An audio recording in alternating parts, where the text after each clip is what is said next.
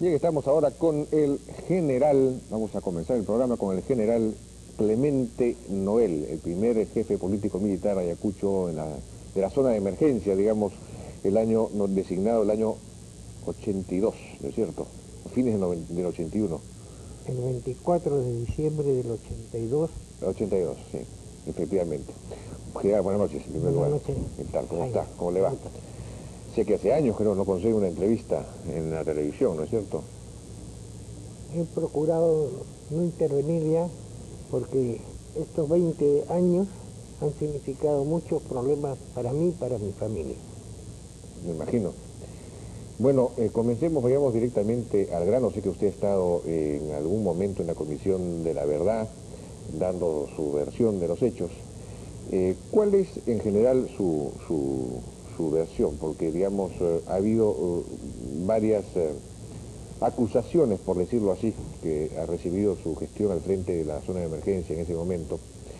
Está el famoso caso Uchurajay, la llamada matanza de Pichari, en fin, hay varios casos, se habla de una política más o menos indiscriminada, de represión, ahí se presentaron unos cuadros con los muertos, ahora la Comisión de la Verdad está descubriendo que en realidad no fueron 25.000 muertos durante toda la guerra interna, sino que fueron 50.000, y de los cuales casi la mitad habrían sido responsabilidad de las fuerzas del orden, digamos.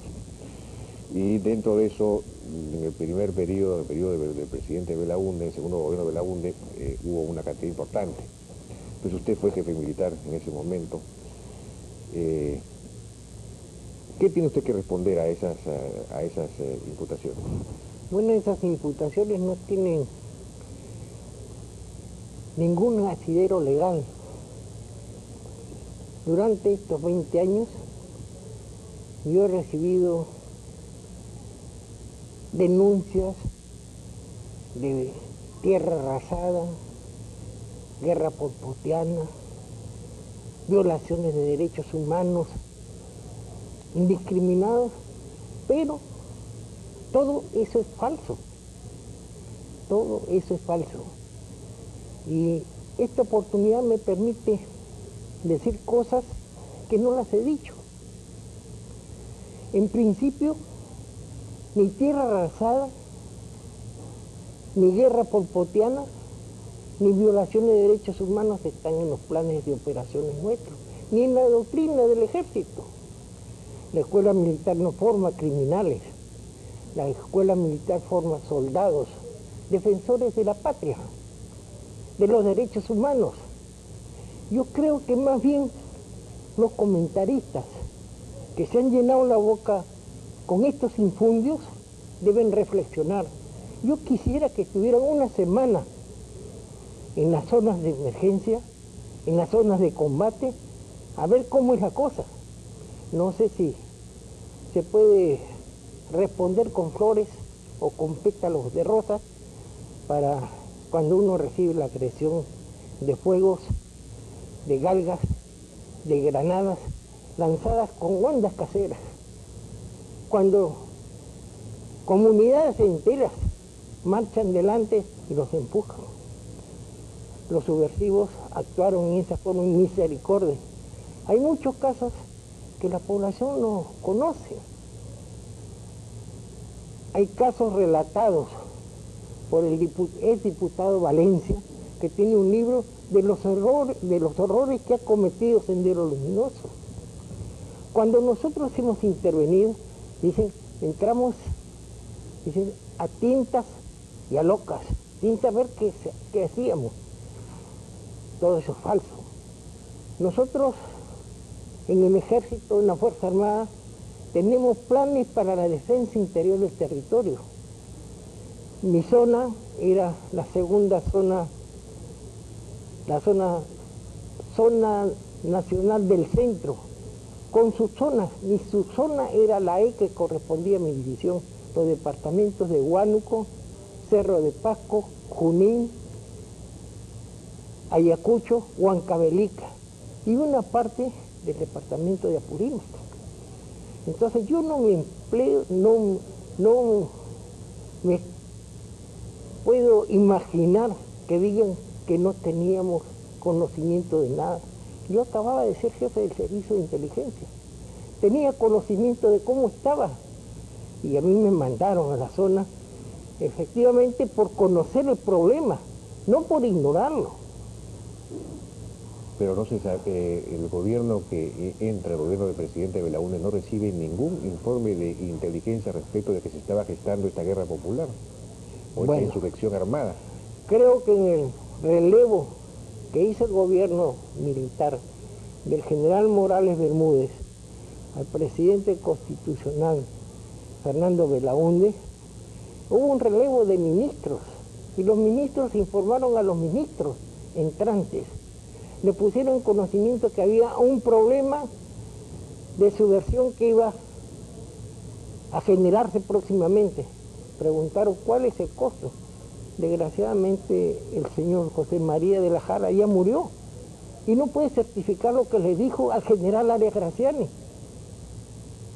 Cuando le preguntaron cuál era el costo de este movimiento subversivo, le dijeron 500, más o menos 500 elementos. 500 elementos en el año 80. Terminamos el año 2000 con 25.000 muertos. 50.000, según la posición. No, yo no sé cómo serán toda la población del departamento de Ayacucho, Huancavelica, que hayan fallecido. 50.000 es lo que de 25, no sé qué tablas geométricas pueden aplicar estos señores de la Comisión de la Verdad. Si ellos habían dicho 30.000 muertos, que era exagerado, hay datos que son 25.000 y pico, pero viajan a Estados Unidos y en Estados Unidos dicen 60. ¿Con qué elementos de juicio, por favor? Bueno, ellos han trabajado, tendrán su información, pero ese no es el tema en este momento.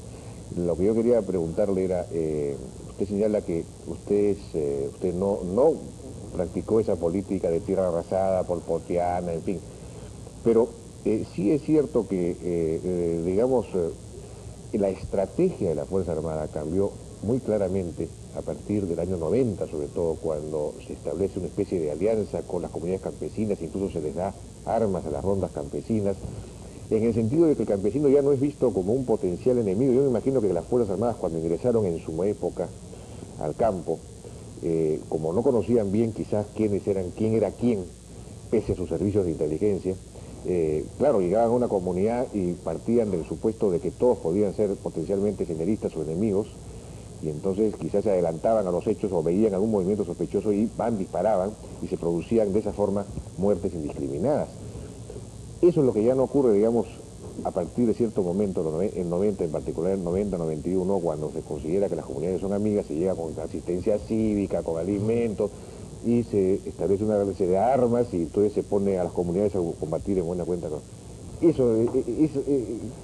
es una percepción distorsionada de las cosas. Cuando yo me echo cargo de la división en enero del año 1982. El gobierno se hace cargo en el año 80, julio del 80. Ya.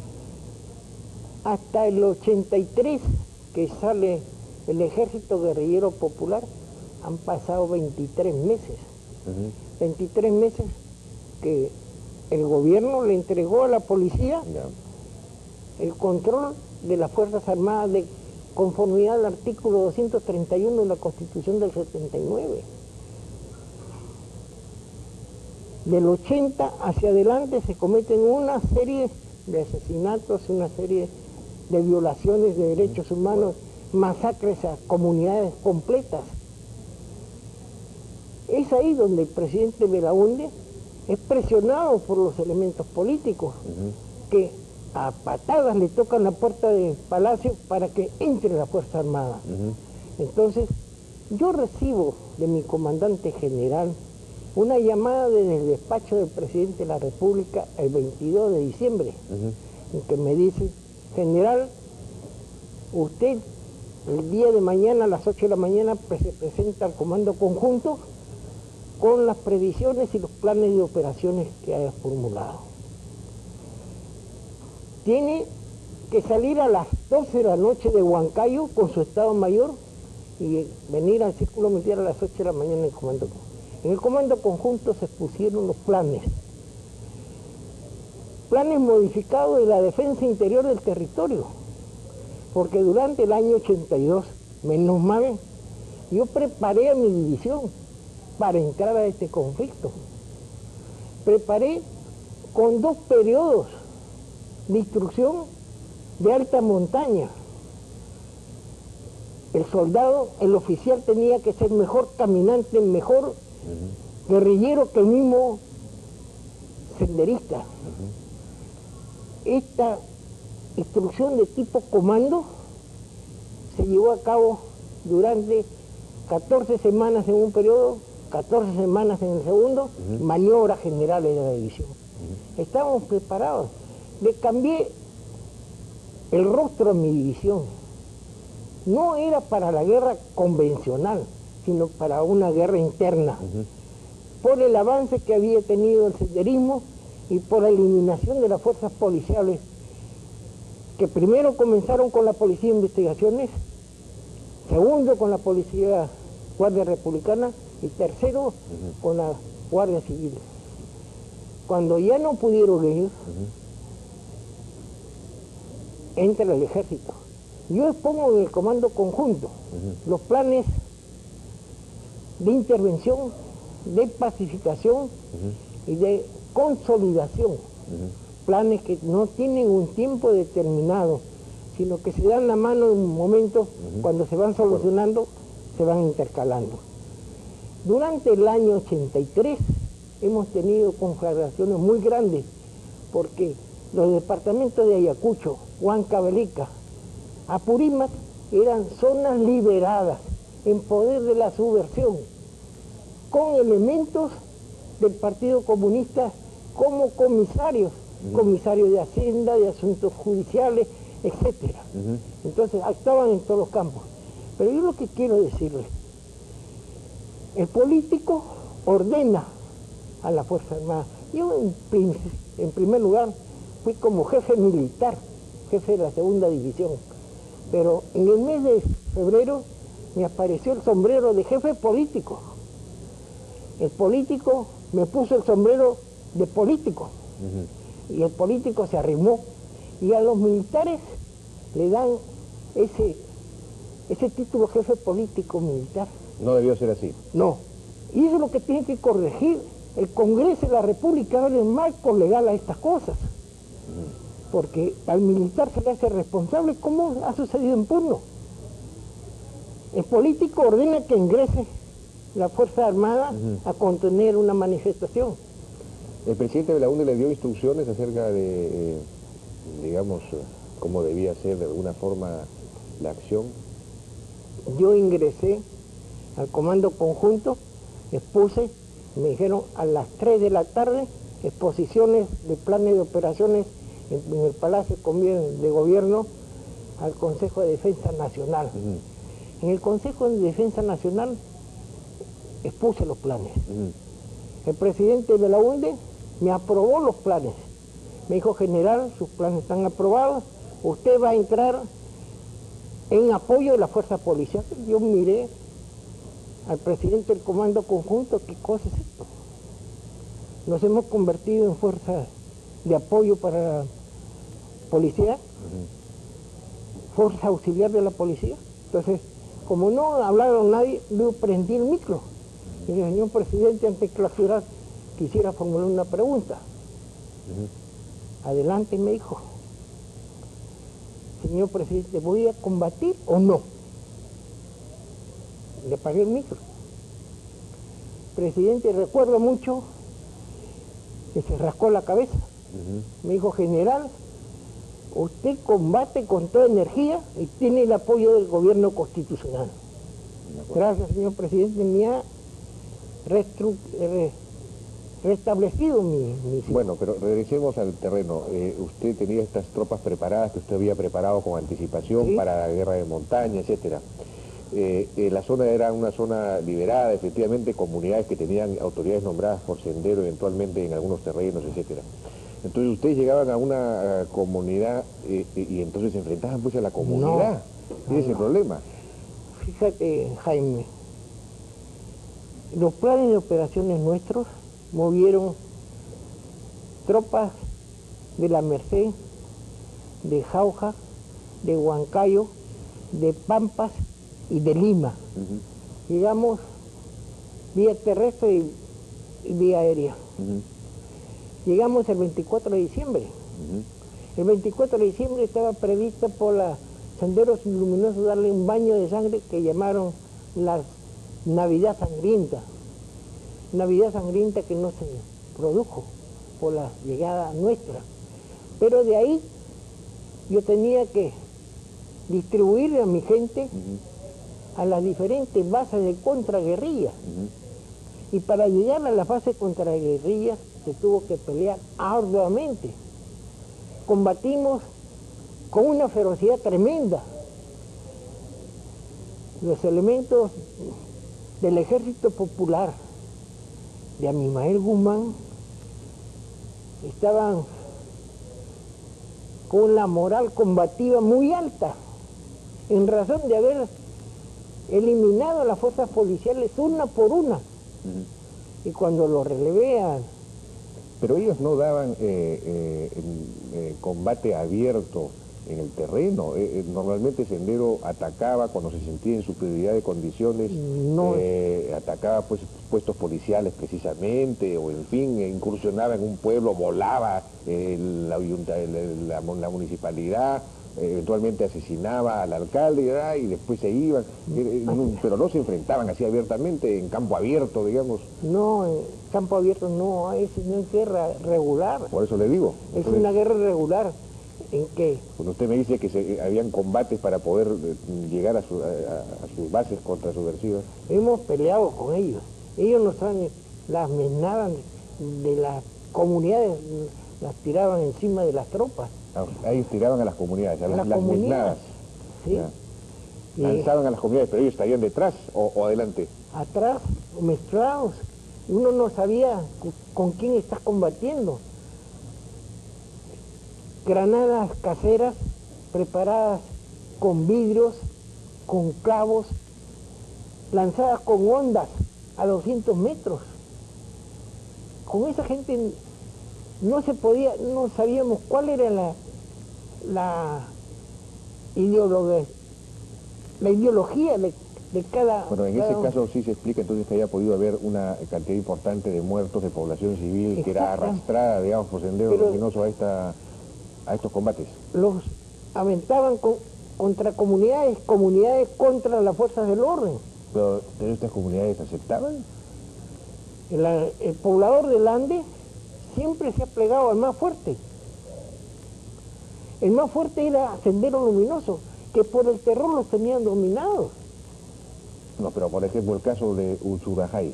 No, el caso de Uchurajay es problema de los campesinos. Que esos campesinos de la comunidad de Quicha, Quichanas, Uchurajay, hubieron en la semana 23 muertos.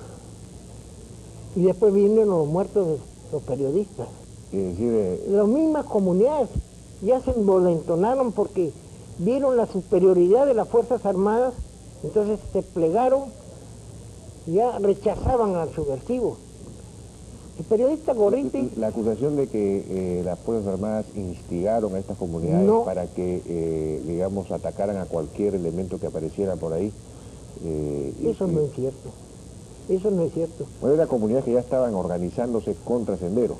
Ah, exactamente. Pero organizadas también en parte o alentadas para esto por las Fuerzas Armadas, ¿no? No, las visitas que se hicieron con las patrullas de las Fuerzas Armadas para ver las condiciones de vida de las comunidades. Llevarles medicamentos, llevarles alimentos porque no tenían. Entonces, ellos vieron en las Fuerzas Armadas alguien que los protegía, que los defendía. Entonces, el rechazo a Sendero Luminoso fue muy grande. En Iquicha... En esa zona, pero no, por lo visto no en otras zonas. No, en todas las zonas, ha sido, porque... Pero no me dice que las comunidades se pliegan al más fuerte, entonces... Claro, pero las bases de contraguerrilla movían sus patrullas como si fuera un reloj. Estábamos al tanto y las patrullas eran atacadas y las patrullas repelían los ataques. Entonces han habido una cantidad de muertos tremenda. Pero me han acusado de guerra sucia. ¿Qué guerra es limpia? Sí, pues. Nosotros lo hemos hecho entierros clandestinos, no hemos hecho ejecuciones extrajudiciales. A mí me han preguntado en la comisión de qué hacía con los muertos de sendero, donde caían, quedaban. Y los mismos senderistas eran que enterraban a sus muertos. Por eso es que saben dónde están enterrados y después llegan otros elementos y dicen, aquí hay tumbas. Esos son los enterrados por ellos. A mí me ordenaron, a partir de la fecha, entierre a los muertos. Yo no puedo enterrar muertos. Es decir, mis tropas no pueden enterrar muertos. Pierden el contacto, los ven, los acusan de entierros clandestinos, de ejecuciones extrajudiciales y se pierde el contacto con el enemigo. Al enemigo se le identifica, se le sigue y se le destruye. De acuerdo. Permítame, general, tenemos en línea, acaba de llamar el señor Héctor López Martínez, quien, recuerdo, él fue viceministro del Interior en esa época, es un historiador. Señor López Martínez, buenas noches. Buenas noches, Jaime, ¿qué tal? ¿Qué nos puede decir muy brevemente, por favor? Sí, muy brevemente. Simplemente estoy de acuerdo en muchas cosas de las que dice el general Noel, pero quisiera recordar que el concepto inicial, o sea, digamos, la directiva del presidente Belaúnde fue en todo momento que se evitara víctimas, y de esa manera la estadística oficial en el año 1980 solamente hubo 3 víctimas, en el año 1981 4 y en el año 1982 170 víctimas durante la etapa policial. Posteriormente ya el 2 de enero del 83 ingresa a la Fuerza Armada. Ahora, lo que dice el general es absolutamente cierto en el sentido que los senderistas tomaban a los campesinos de otras comunidades, los llevaban por delante y hacían lo que se llamaba el ataque gorda, de tal manera que esta gente pues iba por delante como carne de cañón, y quienes tenían que defenderse no podían distinguir quién era llevado de una manera forzada y quién era verdaderamente un senderista. Y también es cierto que los senderistas se llevaban a sus muertos, ¿no? De esa manera es muy difícil poder llegar a una estadística, ¿no? Yo solamente quiero aclarar que el presidente Belaúnde tuvo siempre una constante preocupación porque no hubiera víctimas, o si estas tenían que darse, desgraciadamente, fuera el menor número posible. Nada más, Jaime. De acuerdo, señor López Martínez. Fue Héctor López Martínez, viceministro del Interior en esa época, historiador. Bien, es una aclaración.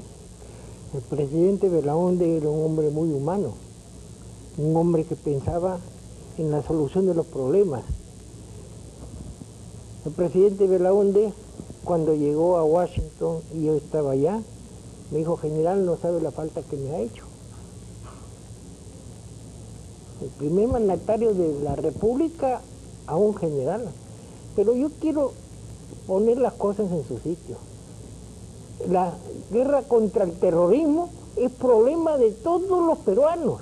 Cada uno tiene que hacer algo. Así. El jefe político tiene que dar la decisión política. Los otros elementos en los ministerios, Ministerio de Economía, por ejemplo, tienen que dar los recursos económicos. De acuerdo. Quería hacer una pregunta general. Si usted tuviera que nuevamente hacerse cargo de una situación como la que tuvo que hacerse el año 82, ¿corregiría, enmendaría en algo sus planes o aplicaría exactamente la misma metodología, la misma estrategia? La fotografía del año 83 es diferente a la del año 2001, 2003. el 2003, el año 1983, la cosa era de un vacío de poder muy grande, que había que restablecer el principio de autoridad, nombrar autoridades prefecturales,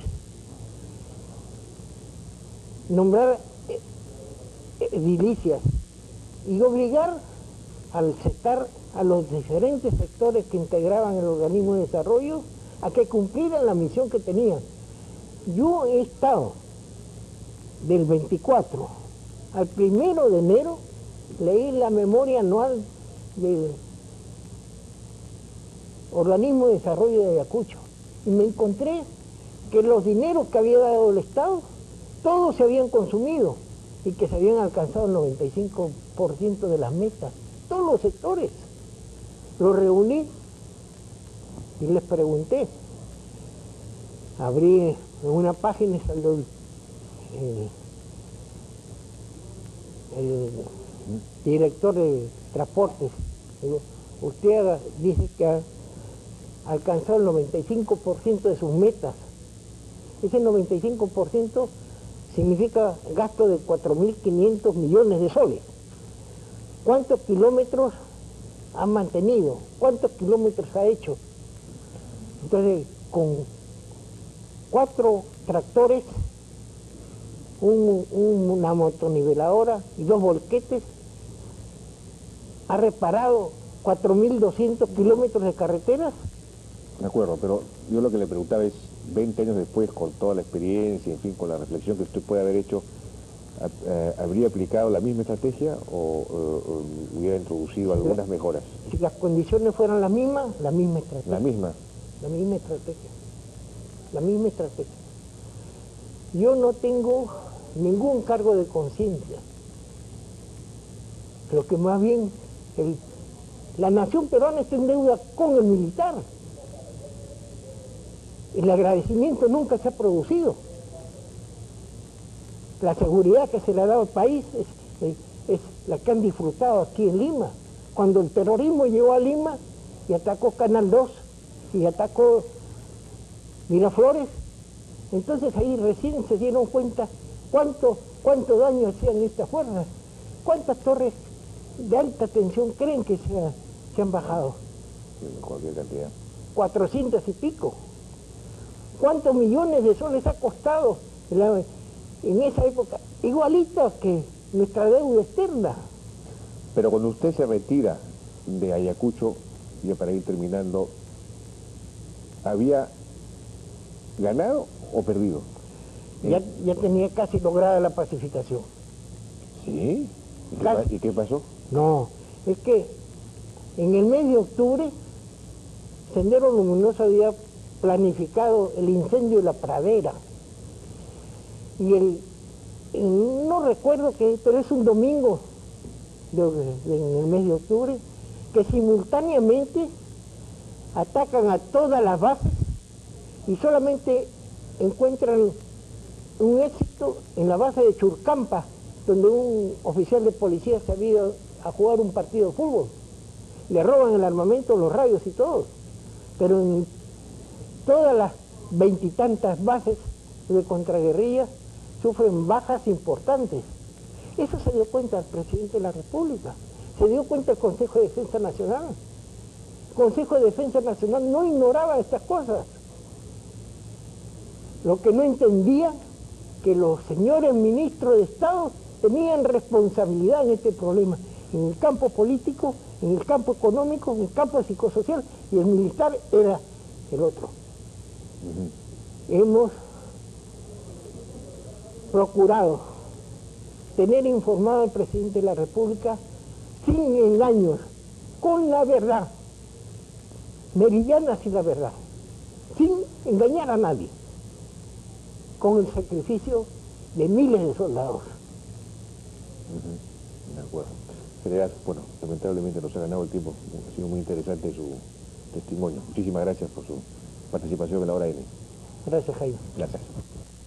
Un momentito, fue el general Clemente Noel, primer jefe militar de Ayacucho, en la época del 82.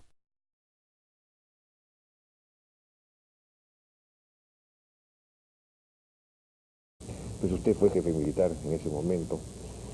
¿Qué tiene usted que responder a esas imputaciones? Bueno, esas imputaciones no tienen ningún asidero legal. Durante estos 20 años yo he recibido denuncias de tierra arrasada, guerra polpotiana, violaciones de derechos humanos indiscriminados, pero todo eso es falso, todo eso es falso. Y esta oportunidad me permite decir cosas que no las he dicho. En principio, ni tierra arrasada, ni guerra polpotiana, ni violaciones de derechos humanos están en los planes de operaciones nuestros, ni en la doctrina del ejército. La escuela militar.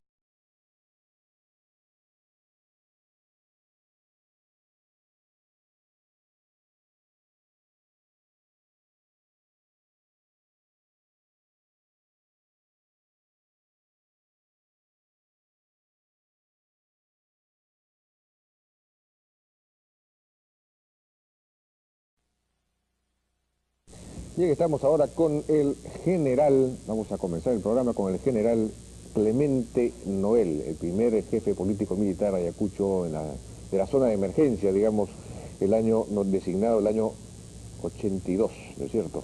A fines del 81. El 24 de diciembre del 82. El 82, sí, efectivamente. General, buenas noches, en primer lugar. Buenas noches. ¿Qué tal? ¿Cómo está? ¿Cómo le va? Sé que hace años, creo, no consigue una entrevista en la televisión, ¿no es cierto?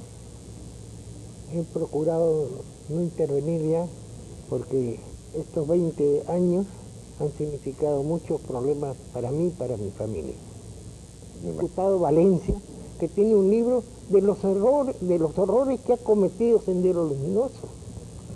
Cuando nosotros hemos intervenido, dicen, entramos, dicen, a tintas y a locas, sin saber qué hacíamos. Todo eso es falso. Nosotros, en el Ejército, en la Fuerza Armada, tenemos planes para la defensa interior del territorio.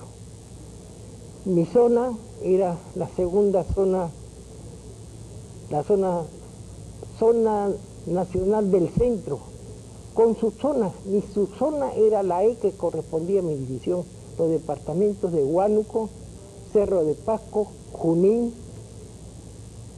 Ayacucho, Huancavelica y una parte del departamento de Apurímac. Entonces yo no me empleo, no me puedo imaginar que digan que no teníamos conocimiento de nada. O sea, no forma criminales. La escuela militar forma soldados, defensores de la patria, de los derechos humanos. Yo creo que más bien los comentaristas que se han llenado la boca con estos infundios deben reflexionar. Yo quisiera que estuvieran una semana en las zonas de emergencia, en las zonas de combate, a ver cómo es la cosa. No sé si se puede responder con flores o con pétalos de rosas para cuando uno recibe la agresión de fuegos, de galgas, de granadas lanzadas con ondas caseras. Cuando comunidades enteras marchan delante y los empujan. Los subversivos actuaron en esa forma en misericordia. Hay muchos casos que la población no conoce. Hay casos relatados por el diputado. Bueno, comencemos, vayamos directamente al grano. Sé que usted ha estado en algún momento en la Comisión de la Verdad, dando su versión de los hechos. ¿Cuál es en general su versión? Porque, digamos, ha habido varias acusaciones, por decirlo así, que ha recibido su gestión al frente de la zona de emergencia en ese momento. Está el famoso caso Uchurajay, la llamada matanza de Pichari, en fin, hay varios casos. Se habla de una política más o menos indiscriminada, de represión. Ahí se presentaron unos cuadros con los muertos. Ahora la Comisión de la Verdad está descubriendo que en realidad no fueron 25.000 muertos durante toda la guerra interna, sino que fueron 50.000, y de los cuales casi la mitad habrían sido responsabilidad de las fuerzas del orden, digamos. Y dentro de eso, en el primer periodo, del presidente Belaúnde, en el segundo gobierno de Belaúnde, hubo una cantidad importante.